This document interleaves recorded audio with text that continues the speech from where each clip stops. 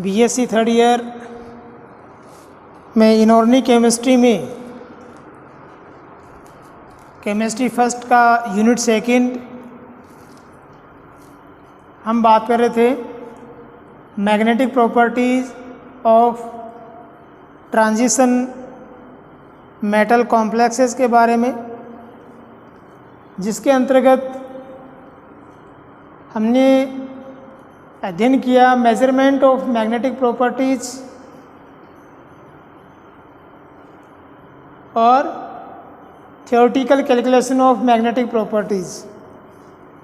ये हमने कल इनके बारे में थोड़ा सा अध्ययन किया था। मैग्नेटिक प्रॉपर्टी का मेजरमेंट, प्रैक्टिकल मेजरमेंट हम चुंबकीय प्रवृत्ति या मोलर चुंबकीय प्रवृत्ति के रूप में करते हैं, और ये हमने किया गाउस मेथड या फैराडे मेथड के द्वारा। उन दोनों मेथड में हम किस प्रकार से ये मेजरमेंट करते हैं वो हमने कल अध्ययन किया। उसके अलावा थ्योरेटिकल वैल्यू हम किस प्रकार फाइंड आउट करते हैं, उसका डिटर्मिनेशन कैसे करते हैं, इसके लिए हमने कल एक फॉर्मूला देखा था, स्पिन ओनली फॉर्मूला। जो थ्योरेटिकल वैल्यू है मैग्नेटिक प्रॉपर्टी का, उसको हम मैग्नेटिक मोमेंट के रूप में रिप्रेजेंट करते हैं, जिसे म्यू से दर्शाया जाता है। यहाँ पर ये जो म्यू है वो इलेक्ट्रॉन की मूवमेंट की वजह से है, उसकी मोबिलिटी की वजह से है, क्योंकि इलेक्ट्रॉन का ये मूवमेंट दो प्रकार का है, एक वो स्पिन मूवमेंट करता है, दूसरा ऑर्बिटल मूवमेंट करता है। इस कारण ये म्यू मुख्य रूप से दो प्रकार का है, म्यू एस और म्यू एल। म्यू एस जो स्पिन मूवमेंट की वजह से है, म्यू एल ऑर्बिटल मूवमेंट की वजह से जो डेवलप होता है उसको रिप्रेजेंट कर रहा है। यहाँ ये स्पिन ओनली फॉर्मूला है जो हमने कल देखा था, spin only formula. Bore magnetron इसकी इकाई है। किसी कंपाउंड के अंदर जो उसका मैग्नेटिक मोमेंटम है, म्यू है, वो या तो म्यू एस के बराबर हो सकता है या म्यू एल के बराबर हो सकता है, या उन दोनों के टोटल वैल्यू के बराबर हो सकता है, mu S plus mu L. तो कल हमने ये देखा कि जो थर्ड 3D ट्रांजिशन सीरीज है, प्रथम जो संक्रमण श्रेणी है, उसके जो अधिकांश एलिमेंट के कॉम्प्लेक्स कंपाउंड हैं, उनकी मैग्नेटिक प्रॉपर्टी या उनका जो मैग्नेटिक मोमेंटम है वो हम स्पिन ओनली फॉर्मूला से काउंट कर सकते हैं। इसे हम n into n plus 2 root Bohr magneton के रूप में भी रिप्रेजेंट कर सकते हैं। n is equal to 2 into s, sorry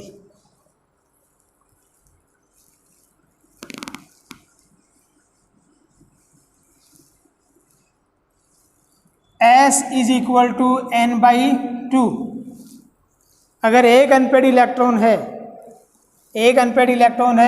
तो स्पिन क्वांटम नंबर का जो वैल्यू है वो 1/2, और अगर 2 अनपेड इलेक्ट्रॉन है सेम स्पिन वाले, तो s का वैल्यू क्या हो जाएगा 1। वो वैल्यू रखकर हम ये फॉर्मूला भी प्राप्त कर सकते हैं। प्रथम संक्रमण श्रेणी के अलावा जब हम दूसरे कंपाउंड्स के बारे में स्टडी करते हैं तो क्या पाते हैं कि वहाँ पर जो म्यू का वैल्यू है वो म्यू एस से निकालें या म्यू एल से निकालें, उसमें बहुत ज़्यादा वेरिएशंस पाया जाता है। तो ये वेरिएशन किससे होगा? म्यू की वैल्यू में जो वेरिएशन है वो वेरिएशन हम कैसे कैलकुलेट करते हैं?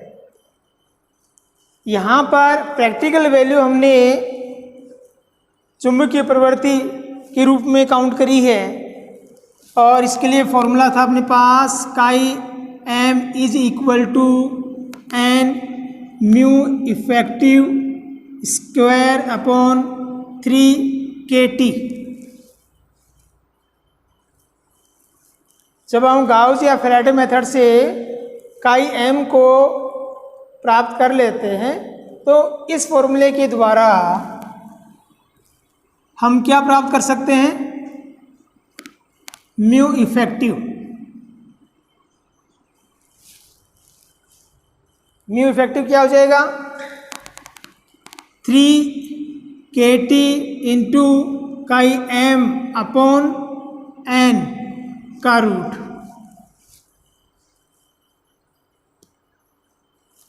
तो प्रैक्टिकली हम म्यू वैल्यू जो निकाल रहे हैं उसको हम बोल रहे हैं म्यू इफेक्टिव। थियोरेटिकली जो म्यू वैल्यू हम निकाल रहे हैं वो या तो म्यू एस होगा या म्यू एल होगा, या हम कह सकते हैं कि वो mu S plus mu L दोनों के बराबर होगा।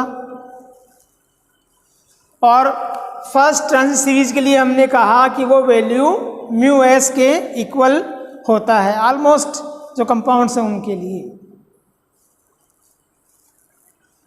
Mu effective is equal to mu S किन के लिए, जो फर्स्ट ट्रांजिशन सीरीज है उनके लिए। लेकिन ट्रांजिशन एलिमेंट्स के जो दूसरे कंपाउंड है वहाँ पर वेरिएशन पाए जाते हैं, वहाँ पर ये जो वैल्यू है वो बराबर नहीं होती है। तो वहाँ पर वो जो वेरिएशन है वो वेरिएशन किस प्रकार से रिप्रेजेंट किया जाता है। अगर ऑक्टाहेड्रल फील्ड है तो ऑक्टाहेड्रल फील्ड में ये पाया गया कि म्यू इफेक्टिव का वैल्यू म्यू एस से भी कम है। Mu effective is equal to mu S into 1 minus alpha lambda upon delta.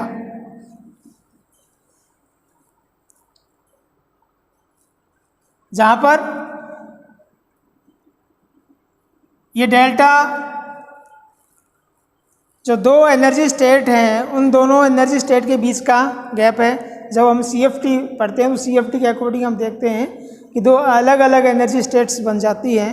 तो जो एनर्जी स्टेट्स यहाँ इंट्रैक्शन कर रही हैं जिसकी वजह से वेरिएशन आता है उन दोनों के बीच का गैप है। जो अल्फा है वो कांस्टेंट है, वो कांस्टेंट उस कंपाउंड या उस एलिमेंट का जो चार्ज फॉर्म है, ऑक्सीडेशन स्टेट है, उस स्टेट में उसका ग्राउंड स्टेट जो होगा उस पर डिपेंड करेगा।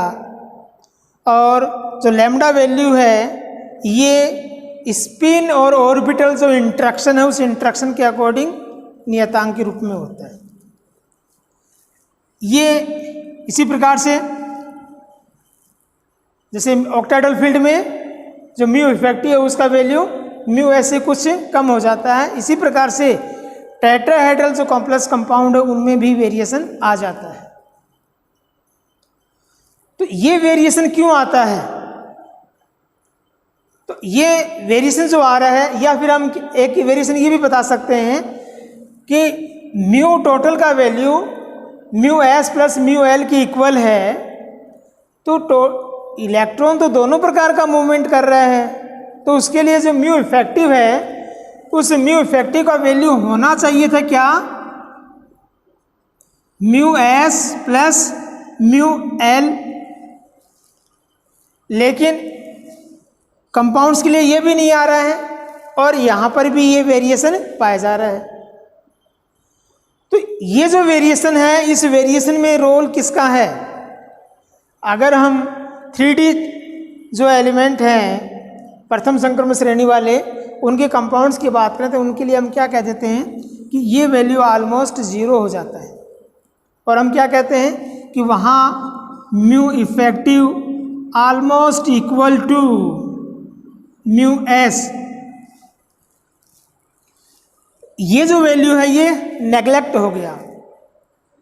इसका मतलब क्या हुआ कि इलेक्ट्रॉन का जो ऑर्बिटल मूवमेंट है उस ऑर्बिटल मूवमेंट की वजह से जो कंट्रीब्यूशन था मैग्नेटिक प्रॉपर्टी का, चुंबकीय आघूर्ण का, वो नेग्लेक्ट हो गया। तो ऐसा क्यों होगा? ऐसा क्यों होगा? तो अगर हम संक्रमण श्रेणी के जो तत्व हैं उनके कंपाउंड्स के अकॉर्डिंग बात करें तो वहाँ पर जो डी एलिमेंट्स हैं, सॉरी डी ऑर्बिटल्स हैं, यहाँ जो एल हैं वो डी ऑर्बिटल में जो इलेक्ट्रॉन्स हैं उनका जो ऑर्बिटल मूवमेंट है उसकी वजह से होगा। जब ये कंपाउंड फॉर्म में आते हैं मेटल्स, तो उन मेटल्स के साथ लिगेंड इंटरेक्शन करते हैं। वो लिगेंड मेटल के डी ऑर्बिटल के डायरेक्ट इंटरेक्शन में आ जाते हैं। हम क्या कह सकते हैं कि इस प्रकार से ये डी ऑर्बिटल है, यहाँ इलेक्ट्रॉन अपना ऑर्बिटल मूवमेंट शो कर रहा है और लिगेंड यहाँ जब इंटरेक्शन में आ गए तो उन लिगेंड की वजह से इनका जो ऑर्बिटल मूवमेंट है वो बाधित हो गया। जब ऑर्बिटल मूवमेंट बाधित हो गया तो उसके वजह से डेवलप होने वाला जो म्यू एल है वो वैल्यू ख़त्म हो जाता है या उसका वैल्यू बहुत कम इफेक्टिव होता है। इस वजह से उनके लिए म्यू इफेक्टिव का वैल्यू म्यू एस के बराबर आ जाता है। तो यहाँ पर हम कह रहे हैं कि जो डी ऑर्बिटल हैं उसमें जो इलेक्ट्रॉन है उनका ऑर्बिटल मोमेंट की वजह से जो मैग्नेटिक मोमेंटम है उसका कंट्रीब्यूशन नेग्लेक्ट हो रहा है। लेकिन क्या सभी डी ऑर्बिटल के लिए ऐसा होगा? ऐसा नहीं है। जो डी ऑर्बिटल हैं उनके कारण उनका जो ऑर्बिटल एंगुलर मैग्नेटिक मोमेंटम है वो ज़रूरी नहीं कैंसिल हो, वो डिपेंड करता है कि वो डी ऑर्बिटल किस प्रकार का है। यहाँ पर जैसे हम एग्जांपल लें डी एक्स वाई या D X square Y square, ये ऑर्बिटल, ये एक्स एक्स है और ये वाई एक्स ले लेते हैं। डी एक्स वाई का मीन हुआ कि यहाँ पर एक्स और वाई के बीच में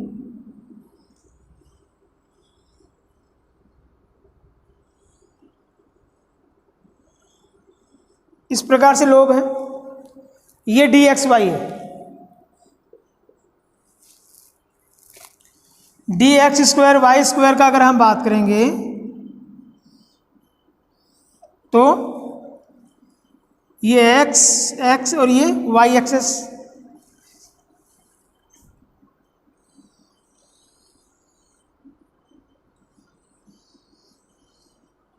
ये D X square Y square.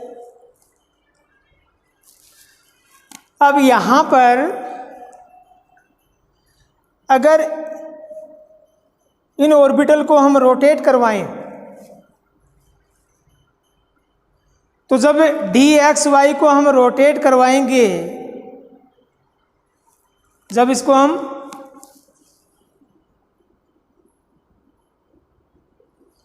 Rotate करवाएंगे तो कंडीशन क्या होगा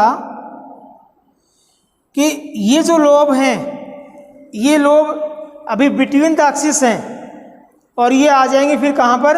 ऑन द एक्सिस। ये इनको जब हम रोटेट करवाएंगे तो ये जो ऑर्बिटल है ये ऑर्बिटल कन्वर्ट हो गया किसमें? D X square Y square में, या D X square Y square का जब रोटेशन होगा तो वो कन्वर्ट हो जाएगा किसमें? डी एक्स वाई में। तो ये जो डी ऑर्बिटल है ये जब इनके मोमेंट में कोई बाधा उत्पन्न होती है तो ये इस प्रकार से रोटेशन के द्वारा अपना पोजीशन चेंज कर रहे हैं। तो हम क्या कह सकते हैं, जब इनमें ये प्रॉपर्टी पाई जा रही है तो इस प्रॉपर्टी की वजह से लिगेंड इनके अंदर पाए जाने वाले इलेक्ट्रॉन के ऑर्बिटल मोमेंट को बाधित नहीं कर सकता। उस कंडीशन में इनके जो कॉम्प्लेक्स कंपाउंड हैं उनमें जब हम मैग्नेटिक प्रॉपर्टी निकालेंगे, म्यू को आकलन करेंगे, तो वहाँ पर इनकी जो ऑर्बिटल मोमेंट है या ऑर्बिटल एंगुलर मैग्नेटिक मोमेंट है उसका भी योगदान होगा, उसको हम पूरी तरह से कैंसिल आउट नहीं कर सकते। इसी प्रकार से दूसरे ऑर्बिटल्स हैं उनके लिए भी, या अगर हम बात करें डी जेड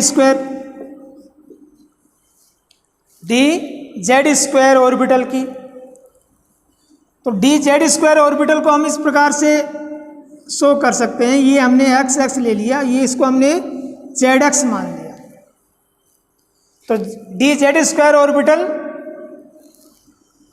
इस प्रकार से ज्योमेट्री है उसका, यहाँ रिंग होती है।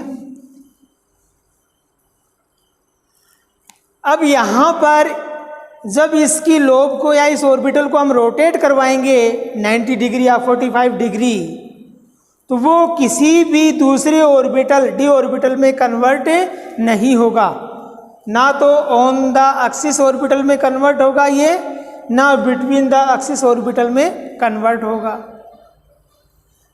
तो ये जो ऑर्बिटल है ये अपना पोजीशन चेंज नहीं कर पा रहा है। इस कारण अगर इलेक्ट्रॉन इस ऑर्बिटल में है तो लिगेंड के द्वारा इस ऑर्बिटल वाले इलेक्ट्रॉन की जो ऑर्बिटल मूवमेंट है वो बाधित होगी, और उस कंडीशन में इसका जो म्यू एल है वो कैंसल आउट हो जाएगा, उसका योगदान नहीं होगा। तो म्यू एल का वैल्यू कंसिडरेबल होगा या नहीं होगा वो डिपेंड करता है जो ट्रांजिशन एलिमेंट्स हैं उनके लिए, कि वो जो इलेक्ट्रॉन है वो कौन से ऑर्बिटल में है। अगर वो इस ऑर्बिटल में है तो कैंसिल आउट, और इनमें है तो वो पूरी तरह से कैंसिल आउट नहीं होगा। इस प्रकार हम कहते हैं कि म्यू इफेक्टिव और म्यू एस वैल्यू में वेरिएशन आ जाता है, या ये वैल्यू बिल्कुल इक्वल नहीं रह पाती है।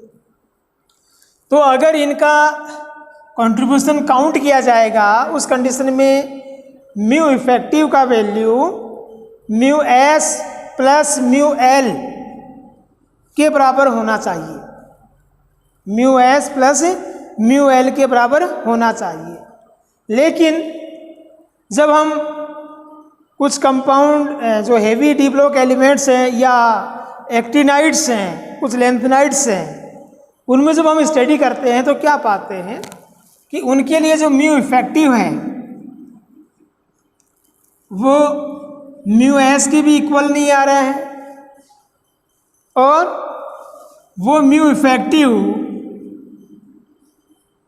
Mu S plus mu L के भी इक्वल नहीं आ रहा है, म्यू टोटल के भी बराबर नहीं आ रहा है। तो वहां पर जो म्यू इफेक्टिव वैल्यू है उस म्यू इफेक्टिव वैल्यू के लिए एक अलग फॉर्मूला दिया गया, और वो फॉर्मूला क्या है,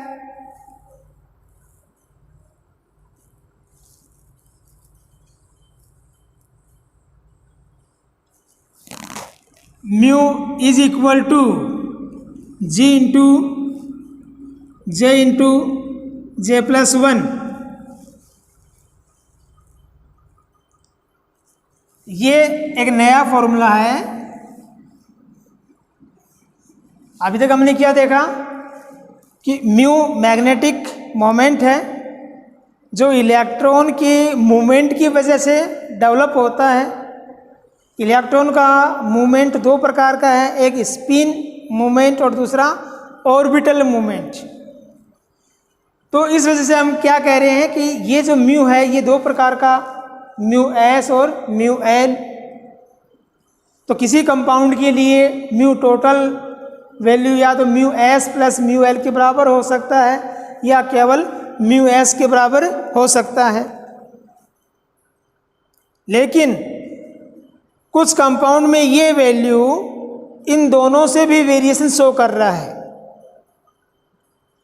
तो ये वेरिएशन शो कर रहा है तो उसके लिए फिर नया फॉर्मूला क्या, म्यू बराबर जी इंटू जे प्लस 1, जहाँ जी लैंड स्प्लिटिंग फैक्टर है और जे एक नया इंटरेक्शन क्वांटम नंबर है जो L और S के इंटरेक्शन की वजह से डेवलप होता है।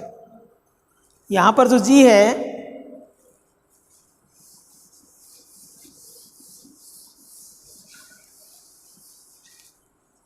वो G क्या है?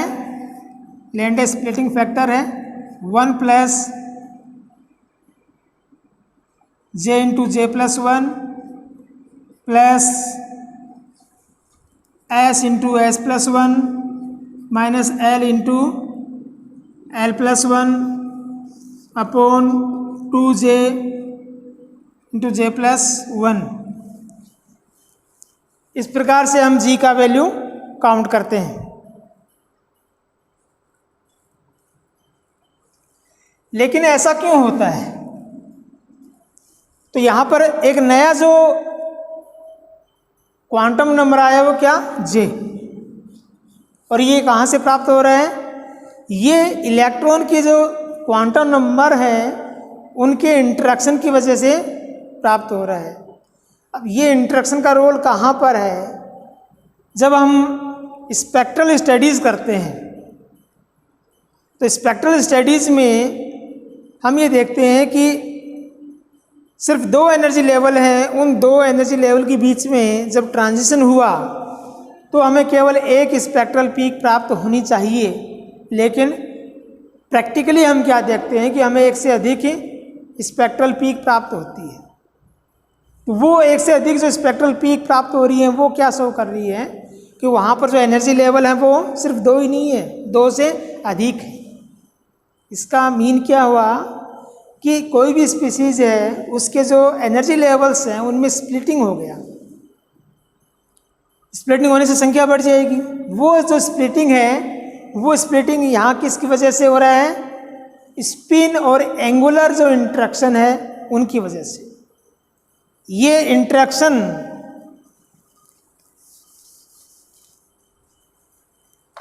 कौन कौन सा हो सकता है? स्पिन स्पिन इंटरेक्शन हो सकता है,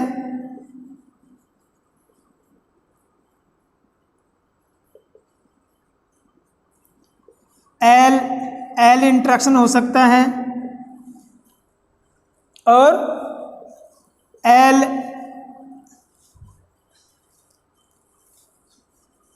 एल एस इंटरेक्शन हो सकता है। स्पिन स्पिन इंटरेक्शन होगा, इसका मतलब ये हुआ कि किसी सिस्टम में 2 इलेक्ट्रॉन हैं, 2 इलेक्ट्रॉन हैं तो उनकी स्पिन क्वांटम नंबर्स पहले इंटरेक्शन करेंगे, उनका जो इंटरेक्शन है वो इफेक्टिव होगा। तो अगर 2 हैं तो उनके लिए S1 और S2, तो टोटल जो स्पिन क्वांटम नंबर है S total is equal to S1 plus S2। 3 electron है तो S टोटल बराबर है S1 plus S2 plus S3। ये हो गया spin spin interaction. L L interaction का मतलब क्या हुआ कि जो ऑर्बिटल एंगुलर मोमेंटम है या एजीमुथल क्वांटम नंबर है उनमें आपस में इंटरेक्शन हो रहा है, तो उसके अकॉर्डिंग जो रिजल्टेंट नंबर है उसे हम एल से रिप्रेजेंट कर रहे हैं, वो होगा L1 plus L2 plus L3 and so on. यहाँ LS इंटरेक्शन का या LS कपलिंग का मतलब ये हुआ कि एजीमुथल और स्पिन क्वांटम नंबर उनमें इंटरेक्शन हो रहा है, और जब उनमें इंटरेक्शन होगा तो हमें स्मॉल j नई क्वांटम नंबर प्राप्त हो रही है जिसका वैल्यू L प्लस S से लेकर L माइनस S तक होगा। जब ये इंटरेक्शन इफेक्टिव हो जाता है तो पहले हमें ये क्वांटम नंबर से प्राप्त होते हैं, फिर इनमें इंटरेक्शन की वजह से जब L कैपिटल और S कैपिटल के बीच में इंटरेक्शन होगा तो हमें कैपिटल J क्वांटम नंबर प्राप्त होगा, और ये कैपिटल J का जो वैल्यू है वो L प्लस S से L माइनस S तक होगा। और ये जो स्प्लिटिंग होता है इसके अकॉर्डिंग बहुत सारे एनर्जी लेवल्स हमें प्राप्त होते हैं। उन एनर्जी लेवल्स को हम टर्म सिंबल के रूप में रिप्रेजेंट करते हैं और ये होता है 2s total plus 1Lj।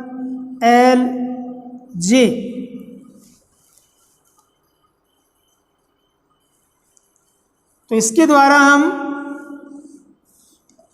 Energy states को रिप्रेजेंट करते हैं और जितने एनर्जी स्टेट होंगे उसी के अकॉर्डिंग जो उनका मैग्नेटिक प्रॉपर्टी है उसमें भी वेरिएशन आएगा। तो ये टर्म सिंबल कैसे प्राप्त करेंगे ये हम देखेंगे नेक्स्ट क्लास में।